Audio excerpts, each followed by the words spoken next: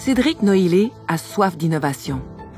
Sa quête, stimuler la recherche scientifique et innover pour offrir une deuxième vie à des matières plastiques principalement destinées à l'enfouissement. On se transporte à la nouvelle usine de valorisation des plastiques résiduels de Soleno à Saint-Jean-sur-Richelieu, où Guillaume Villemure rencontre Cédric, détenteur d'un doctorat et directeur du pôle Innovation et Formulation polymère chez Soleno. Il nous partage sa fierté, mais également ses convictions profondes sur l'importance de s'attaquer à des enjeux aussi importants que le recyclage des plastiques. Votre poste, docteur, chez Soleno? Je suis le directeur du pôle Innovation Soleno, formulation polymère.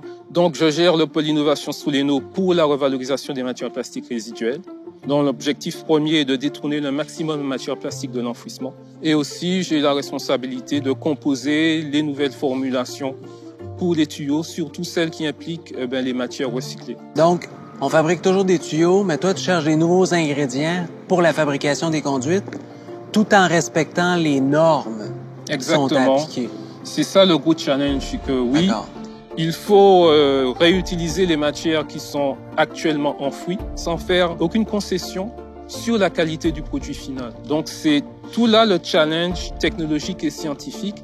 C'est comment avec des matières un peu plus difficiles, un peu plus contaminées que les matières recyclées classiques, les plastiques dont personne ne veut, des matières qui, elles, ne sont pas revalorisées, qui sont directement envoyées à l'enfouissement. Donc les résidus du recyclage, comment réutiliser ces matières pour en faire un produit final qui soit tout aussi performant, sinon plus, que le produit classique que tu fais habituellement. Donc, ça devient un défi scientifique de taille? Au fait, c'est pas que scientifique. Le plus important, c'est tous les défis qui sont liés à la légalité et au commerce. L'acceptabilité sociale. C'est beau de vouloir promouvoir le recyclage, mais qui promeut les produits recyclés? Si on n'achète pas les produits recyclés, comment l'industrie du recyclage va-t-elle survivre? Et le grand avantage qu'on a ici chez Soleno, c'est qu'on a déjà le débouché. Donc on n'a pas de plastique ou de matière plastique ou de résine plastique à proposer à la vente à qui que ce soit et prendre le risque que quelqu'un n'en voudrait pas. Ici, nous sommes déjà le plus gros fabricant de tuyaux de drainage au Québec. Au niveau des valeurs de l'entreprise, qu'est-ce qui t'a appelé à aller collaborer avec une entreprise comme Soleno? Je suis un passionné des sciences, mais en même temps, avant tout, un passionné de la nature. J'ai grandi dans une île, j'ai eu la chance d'être né dans une époque où mon île était quand même encore assez boisée. Maintenant, c'est plus le cas, il y a beaucoup de constructions partout, mais j'ai eu la chance d'avoir de grands espaces naturels où aller me promener, partir à l'aventure. Et j'étais toujours impressionné par la perfection de la nature. Après des études en chimie et en génie des matériaux, je voulais vraiment trouver des façons d'appliquer toutes les connaissances que j'avais acquises dans le monde académique à des applications concrètes, faire la différence, contribuer à faire en sorte que l'homme vive plus en harmonie avec la nature.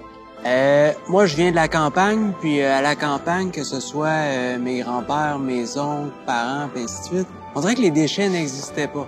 On essayait de tout réutiliser, donner une deuxième vie. Dis-moi, de ton côté, comment tu vois ce début d'inspiration-là pour le recyclage? Moi, je pense que on vit un peu dans une grande illusion que moi j'appelle le miracle de la poubelle.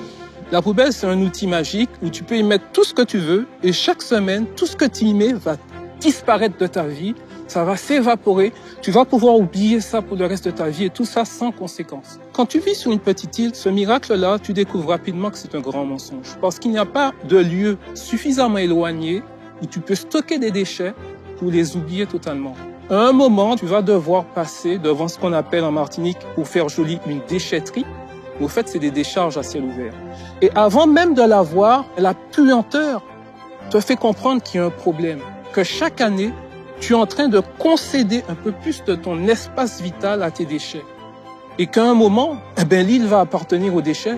Parce que vous partagez tous les deux le même espace et t'en produis plus chaque année et il reste avec toi sur l'île. Une fois que tu vis avec tes déchets, tu comprends que tous les déchets que tu peux recycler, c'est pas un luxe ou c'est pas un acte de bonne conscience. C'est vital. Ce que je fais au niveau du plastique, c'est parce que le plastique, c'est mon domaine. Mais il faudrait que ce soit fait pour toutes les autres matières qu'on ne peut pas revaloriser. Quand on parle de développement durable, quand on parle d'économie circulaire, c'est souvent une idée, c'est souvent un idéal, c'est souvent de beaux principes, mais ici c'est du concret. Ici on a des gens qui gagnent leur vie à quoi? À transformer une matière qui était jadis enfouie en produit utile pour la société et pour l'environnement. Donc là, c'est beaucoup plus que de belles paroles. Là, c'est du concret. Ça, c'est vraiment l'économie circulaire en action. Et pour moi, c'est d'avoir contribué à ça, mais pour moi, j'ai fait ma part. Donc, déposer vos contenants dans le bac de recyclage, ça peut sembler un geste très anodin. Par contre, vous avez pu voir toute la magie qui peut opérer derrière ça. Quand vous déposez vos contenants dans le bac, vous faites partie de cette économie circulaire-là. Vous donnez la chance à des entreprises comme Soleno de transformer vos vieux emballages en produits de qualité qui vont avoir une durée de vie de plus de 100 ans. Et au-delà de tout ça, on travaille déjà vers l'innovation, donc on pense à demain. Pourquoi? Pour protéger nos ressources pour les générations futures. Ça, c'est important.